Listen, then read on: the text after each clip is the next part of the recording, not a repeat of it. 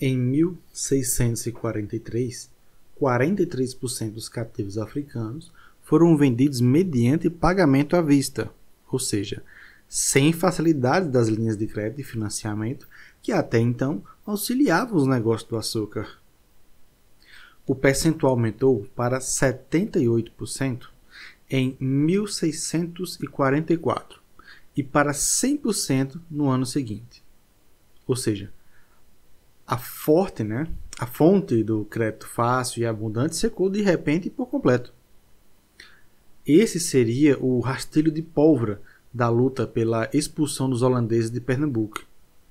E não o orgulho nativista como a historiografia natural se encarregou de propagar desde então. Com o fim do crédito fácil, estava armado o contorno entre os colonos, devedores e os holandeses, novos ocupantes do território e seus credores. Abre aspas. Abre aspas.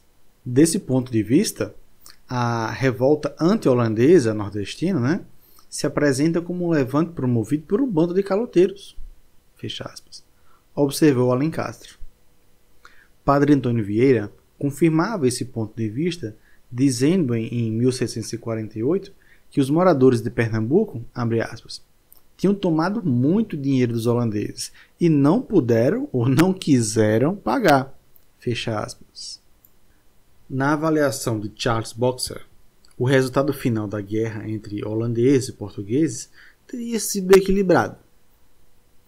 Vitória dos holandeses no Oriente, onde os portugueses foram praticamente varridos após 1667.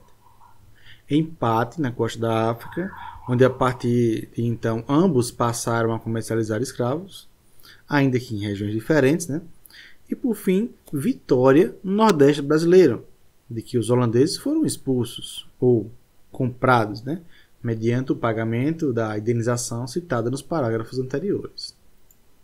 Após a recuperação do Nordeste, parte dos holandeses se instalou na região do Caribe, levando muitos de seus escravos e a tecnologia do fabril de açúcar que haviam aprendido com os pernambucanos.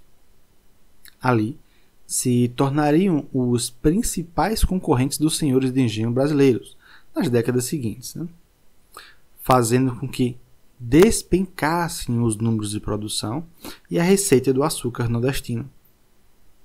Em 1624, ano da primeira investida holandesa, a produção total de açúcar do Brasil havia sido 960 mil arrobas, número que só voltaria a um patamar semelhante mais de um século mais tarde, em 1737, quando foram produzidas 937 mil arrobas. O preço, entretanto, caiu de 1,7 mil réis por arroba em 1637 para apenas 778 réis em 1689. Como pode ser visto em mais detalhes no livro História da Riqueza no Brasil, página 99 de Jorge Caldeira. Nota do narrador. Esse livro, História da Riqueza do Brasil, vai ficar aqui no canal em breve. Ele não revoluciona, que é uma palavra muito forte, mas ele muda, muitas interpretações. Não vou dizer que ele vai dar novas verdades, Mas muito que a gente aprendeu em história era interpretação dos fatos, E Jorge Caldeira vai dar uma interpretação nova. Por quê? Muitos dos documentos antigos foram digitalizados, colocaram em tabelas eletrônicas, em banco de dados, e a gente conseguiu extrair dali informação que antes seria não impossível, mas extremamente difícil. Um software, ele vai conseguir extrair dali e analisar dados que um bom pesquisador levaria uma vida inteira. Então, não vai dar spoiler, mas muitas verdades, ou coisas muito mais próximas à realidade daquela época vão estar na história da riqueza no Brasil. Fim da nota do narrador. Iniciada com o trágico desaparecimento do rei Dom Sebastião nas areias do Marrocos, a mais grave crise do sistema colonial português na América se prolongaria até os primeiros anos do século XVIII, época da descoberta de ouro e diamantes em Minas Gerais.